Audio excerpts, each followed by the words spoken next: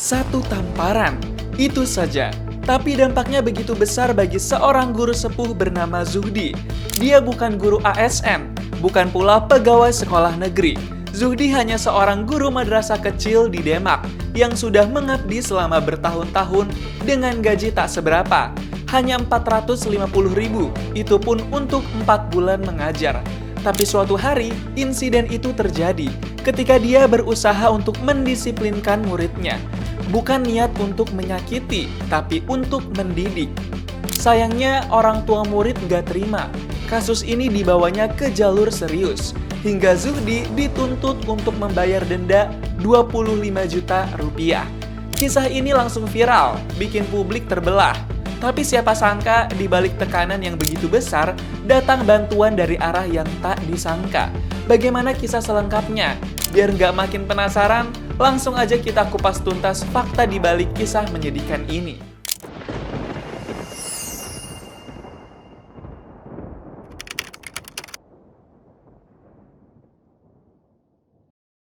Kembali lagi di channel Istana Media. Kali ini kita akan bahas sebuah insiden yang mengundang simpati dari warganet. Insiden tak terduga yang menimpa seorang guru madrasah diniyah di Demak. Namanya Ahmad Zuhdi. Usianya sudah 63 tahun. Setiap hari dia harus menempuh jarak 8 km untuk sampai ke madrasah, tempat dia mengajar anak-anak mengaji dan belajar ilmu agama. Sudah bertahun-tahun Zuhdi mengabdi tanpa gaji tetap, tanpa tunjangan. Hanya 450.000 untuk 4 bulan. Tapi semangatnya nggak pernah surut. Ia percaya ilmu adalah bekal akhirat. Hingga suatu hari di bulan April 2025, sebuah insiden terjadi. Insiden yang membuat namanya viral di media sosial, menimbulkan pro dan kontra di tengah netizen. Berawal dari satu tamparan pada muridnya yang mengganggu saat dia sedang mengajar. Gak ada niat buat nyakitin, Zuhdi hanya ingin mendidik sang murid. Gak lama-lama, mari kita breakdown sekarang. Insiden itu terjadi pada Rabu 30 April 2025 saat Zuhdi sedang mengajar di kelas 5. Tiba-tiba sebuah sandal menghantam kepalanya. Ternyata sandal itu dilempar oleh murid kelas 6 yang memang saat itu sedang bercanda. Hingga dengan spontan dia menarik siswa berinisial D yang ditunjuk siswa lain sebagai pelaku dari pelemparan sandal itu. Zuhdi pun memberikan satu tamparan pada siswa tersebut.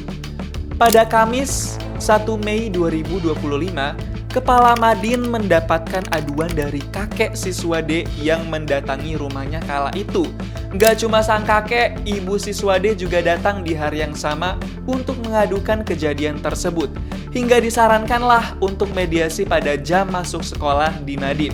Pada saat mediasi pertama, Zuhdi mengakui kalau dirinya memang menampar D. Maka dari itu, pihak madrasah menyampaikan permintaan maaf secara resmi atas insiden tersebut.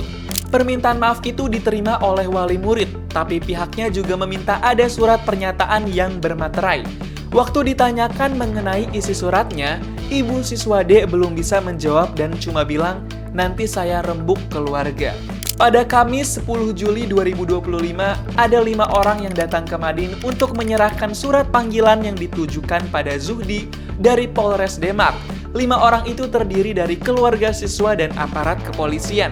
Mediasi kedua pun dilakukan di rumah Kepala Madin pada Sabtu 12 Juli 2025. Dihadiri oleh para guru Madin, pengurus FKDT Kecamatan dan Kabupaten, ketua yayasan, keluarga Zuhdi, dan keluarga siswa D. Dari mediasi itu disimpulkan sesuai dengan lampiran surat perjanjian damai, tapi nominal yang disepakati tidak tercantum dalam surat perjanjian tersebut. Mulanya pihak keluarga murid D memberikan tuntutan denda sebesar 25 juta rupiah. Tapi akhirnya bisa dinegosiasi jadi 12,5 juta rupiah setelah digelar mediasi dan musyawarah. Ahmad Zuhdi adalah seorang guru madrasah diniyah atau Madin Raudatul Mu'allimin. Usianya kini sudah menginjak 63 tahun. Dia tinggal di desa Cangkring, Karanganyar, Kabupaten Demak, Jawa Tengah. Setiap harinya, Zuhdi harus menempuh jarak yang cukup jauh untuk sampai di tempatnya mengajar. Ditemani oleh motor bututnya, Zuhdi terus semangat dan ikhlas untuk mengajari muridnya walau hanya dibayar 450.000 per 4 bulan. Untuk membayar uang denda yang besar itu, Zuhdi mengaku sempat mau jual motornya sebelum akhirnya terpaksa hutang pada teman-temannya yang siap menolong. Sementara identitas wali murid yang menuntut uang damai itu kini mulai tercium netizen. Usut punya usut, wali murid tersebut ternyata mantan calon anggota Dewan Perwakilan Rakyat Daerah atau DPRD Kabupaten Demak dari Partai Perindo.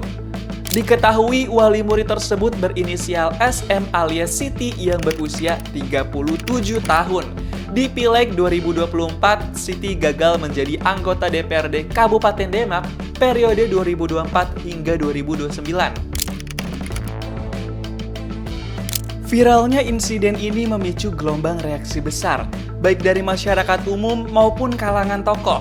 Banyak yang menyayangkan bagaimana guru sepuh yang mengabdi puluhan tahun justru diperlakukan seolah pelaku kejahatan.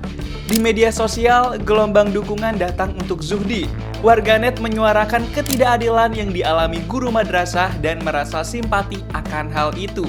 Di sisi lain, Forum Diniyah Takmiliyah atau FKDT ikut angkat bicara. Mereka menyatakan keprihatinan dan menyayangkan kejadian yang menimpa guru Madin tersebut. Isu tentang peningkatan kesejahteraan guru Madin juga akan jadi fokus utama di Rapat Pimpinan Nasional atau Rampimnas 2025 FKDT. Sorotan juga datang dari pemerintah daerah Jawa Tengah. Wakil Gubernur Jawa Tengah, Taji Yassin, mendatangi Zuhdi dan berdialog terkait kejadian ini. Wakil Gubernur Jateng itu turut prihatin atas kejadian ini. Dia menekan pentingnya adab dalam dunia pendidikan dan berharap penyelesaian semacam ini bisa diselesaikan secara kekeluargaan dan edukatif.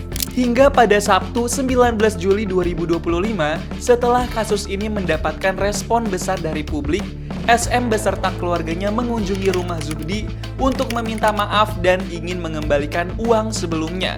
Namun, Zuhdi menolak untuk menerima uang tersebut.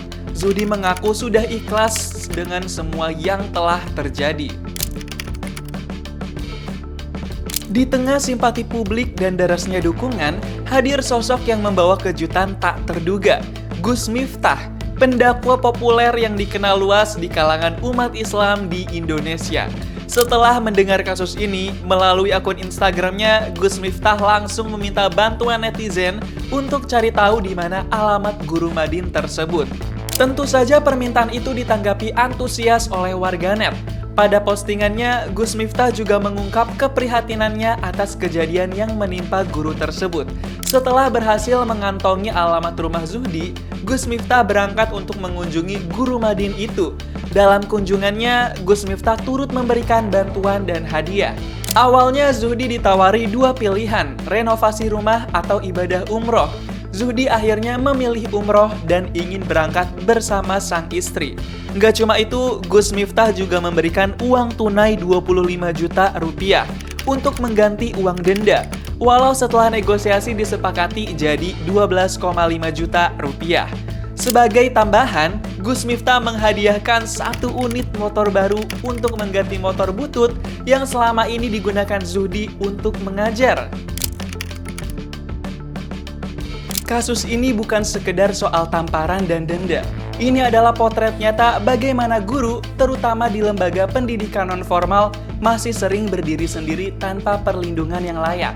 Maka pelajaran yang bisa diambil dari kejadian ini adalah: pertama, masyarakat perlu memahami bahwa guru bukanlah sosok yang sempurna, tapi mereka adalah penjaga nilai dan ilmu. Kesalahan bukan berarti pantas dihukum berlebihan. Adab dalam menyikapi kesalahan harus tetap dijaga, apalagi dalam lingkungan pendidikan.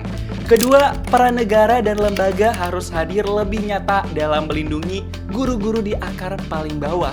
Madrasah dan lembaga keagamaan seharusnya tidak dibiarkan berjalan sendiri tanpa sistem pendampingan hukum atau kesejahteraan yang layak. Ketiga, kasus ini juga mengingatkan bahwa tidak semua masalah harus diselesaikan dengan emosi dan uang.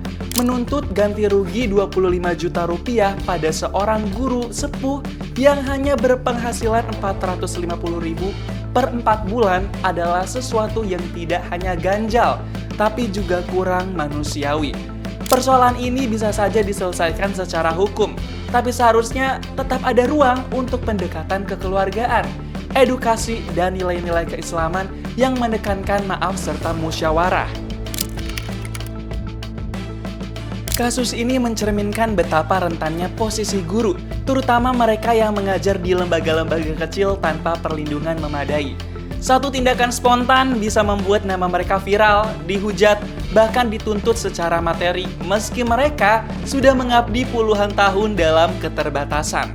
Hal ini menunjukkan kalau masih ada celah besar dalam sistem pendidikan kita, celah dalam perlindungan, penghargaan, dan keadilan untuk para pendidik. Ini bukan tentang membenarkan kekerasan, tapi soal bagaimana kita menyikapi kesalahan dengan bijak tanpa mengorbankan martabat guru yang sudah berjasa. Karena kita nggak tahu berapa banyak lagi nih guru lain yang mengalami hal serupa, tapi nggak pernah kita dengar ceritanya. Gimana menurut kamu? Bagaimana seharusnya masyarakat dan negara bersikap dalam kasus seperti ini? Jawab di kolom komentar ya. Jangan lupa like dan subscribe, serta nyalakan lonceng notifikasi biar nggak ketinggalan konten breakdown selanjutnya.